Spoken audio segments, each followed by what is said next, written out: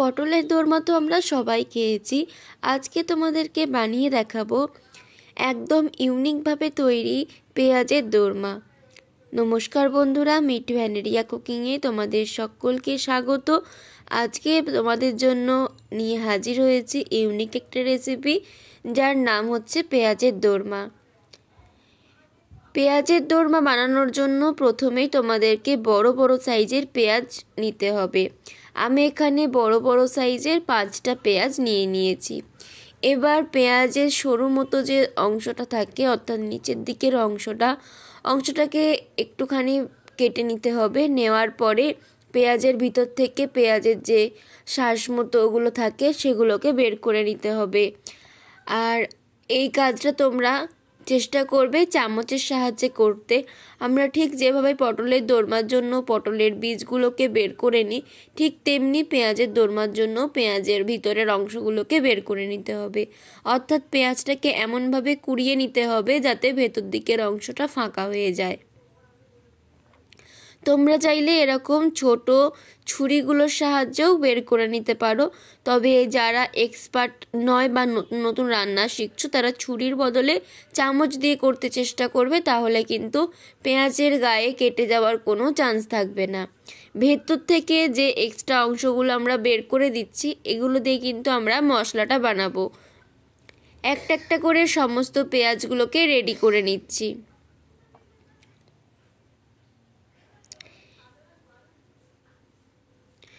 সমস্ত পেঁয়াজগুলো এখানে ভালোভাবে কুড়িয়ে নিয়েছি, আশা করি দেখে বুঝতেই পারছো। আর ভেতরগুলো কিন্তু এরকম ফাঁপা হবে, আর চেষ্টা করবে ভেতরের শ্বাসটা কম পরিমাণে রাখতে, তাহলে খাওয়ার সময় পেঁয়াজটা খুব ভালো লাগবে। এবার একটা ব্যাটার তৈরি করে নিচ্ছি।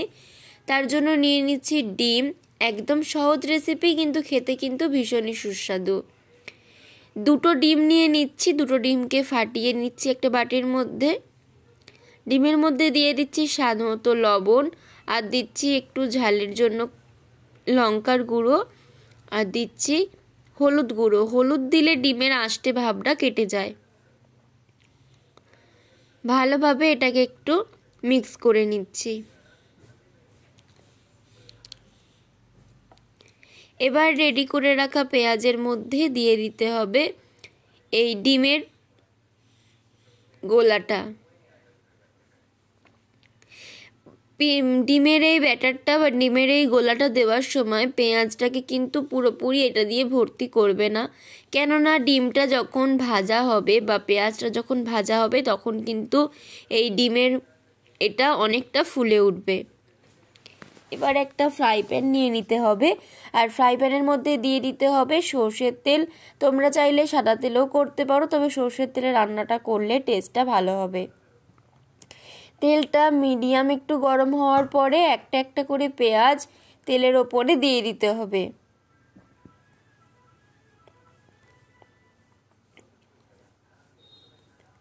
তেলের ওপরে সমস্ত পেঁয়াজগুলো দিয়ে দিয়েছি।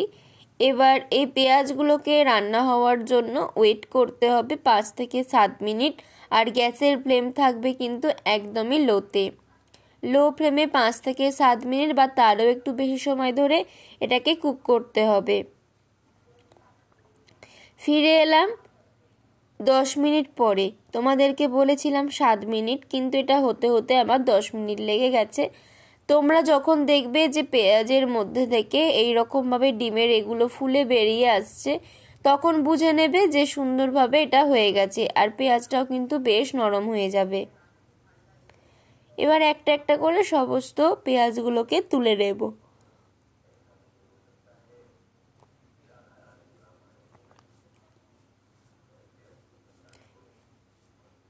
ভেজে পেঁয়াজগুলোকে তুলে নিয়েছি।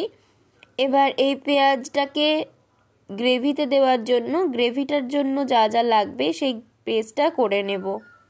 ফার্স্টে নিয়ে নিচ্ছি পেঁয়াজের মধ্যে থেকে যে কুড়িয়ে রাখা অংশগুলো ছিল, সেই কুড়িয়ে রাখা পেঁয়াজের অংশগুলো, আর দিয়ে দিচ্ছি রসুন কুচি, টমেটো দিয়ে দিচ্ছি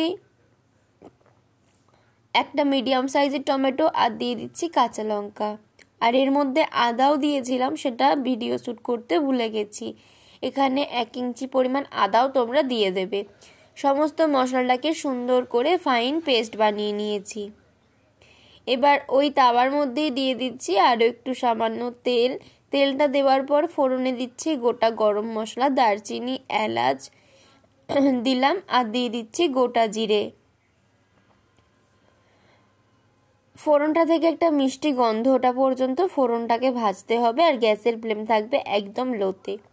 গ্যাসের ফ্লেম লো অবস্থাতে রেখে দিয়ে দিলাম কয়েকটা কাঁচা লঙ্কা চিড়ে রাখা, আর দিয়ে দিচ্ছি Kashmiri red chilli powder. Kashmiri red chilli পাউডারটা তেলের ওপরে দিলে রান্নার রঙটা কিন্তু ভীষণই ভালো হয়। আর দিয়ে দিচ্ছি পেঁয়াজ, আদা, রসুন, টমেটোর যে পেস্টটা বানিয়ে রেখেছিলাম সেই পেস্টটা। এবার মশলাটাকে খুব ভালোভাবে হাতে সময় নিয়ে কষাতে হবে, আর এবার কিন্তু গ্যাসের ফ্লেমটা মিডিয়ামে দিতে হবে। বেশ কিছুক্ষণ নাড়াচাড়া করার পর দেখা যাবে তেলটা ছেড়ে মশলাটা কিন্তু বেরিয়ে আসবে। তেলটা ছেড়ে বেরিয়ে এলে এবার এর মধ্যে দিয়ে দিতে হবে হাফ চামচ হলুদ গুঁড়ো, ঝাল যতটা পছন্দ করো ততটা লঙ্কা গুঁড়ো, আমি এখানে হাফ চামচ লঙ্কা গুঁড়ো দিয়েছি, আর দিয়ে দিচ্ছি ধনে গুঁড়ো। সমস্ত মশলাটাকে ভালোভাবে আবারও কষিয়ে নিতে হবে। মশলাটাকে কষিয়ে নেওয়ার পরে 2 চামচ ফেটানো টক দই দিয়ে দিলাম মশলার মধ্যে। এবার এটাকেও ভালোভাবে কষাতে হবে, আর দই দেওয়ার সময় গ্যাসের ফ্লেমটা কিন্তু লোতে রাখতে হবে। ভালোভাবে মশলাটা কষানো হয়ে গেলে দিয়ে দিলাম দইয়ের বাটি ধোয়া জলটা, দিয়ে ভালোভাবে মিক্স করে নিয়ে আরও একটু কষিয়ে নিয়ে এবার দিয়ে দিচ্ছি যতটা পরিমাণ আমার জল লাগবে ঠিক ততটা পরিমাণ জল, অর্থাৎ গ্রেভি যতটা তৈরি করতে চাইবে ঠিক ততটা পরিমাণ জল তোমরা দিয়ে দেবে। তার থেকে একটু বেশি জল দেবে, কেননা ফুটবে যেহেতু জিনিসটা, তাই জলটা একটু টেনে নেবে, একটু সামান্য বেশি জল দিয়ে দেবে। লবণ স্বাদ মতো আর চিনি দিয়ে দিলাম, দিয়ে আবারও একবার মিক্স করে নিলাম। এবার একটা একটা করে পেঁয়াজ এর মধ্যে বসিয়ে দিতে হবে। এই রেসিপিটা অবশ্যই তোমরা একবার বাড়িতে বানিয়ে দেখবে। ভাত, রুটি, পরোটা, পোলাও, ফ্রাইড রাইস যে কোনো কিছুর সাথে এটা খেতে ভীষণই সুন্দর লাগে, আর একদম ইউনিক একটা রেসিপি। এটাকে ঢাকা চাপা দিয়ে মিনিট 3-4 সময় ধরে ভালোভাবে ফুটিয়ে নিয়েছি, আর তারপরে তোমরা দেখতে পাবে যেটা সুন্দরভাবে সুসিদ্ধ হয়ে গেছে। ভাজার সময়তেই সিদ্ধ হয়ে গেছিলো, কিন্তু আরেকটু মশলাটা ভালোভাবে ঢুকে যাবে। নামানোর আগে ওপর থেকে দিয়ে দিতে হবে ফ্রেশ ধনেপাতা কুচি।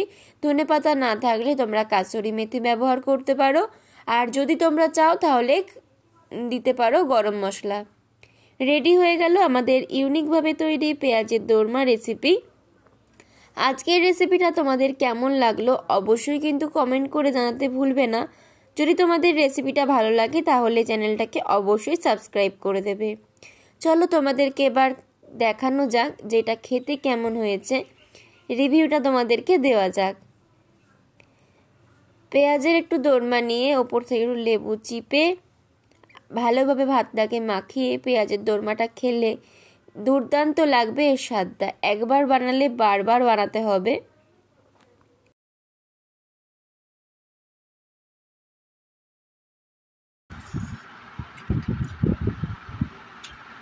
দারুণ। এবারে পেঁয়াজটা খেয়ে দেখি, পেঁয়াজটা দেখি।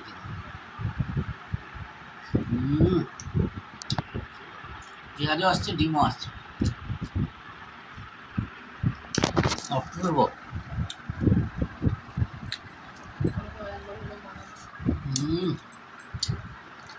একবার হলেও বানিয়ে খেয়ে দেখবে, দারুণ। একদম ইউনিক রেসিপি। হ্যাঁ, ইউনিক রেসিপি একদম।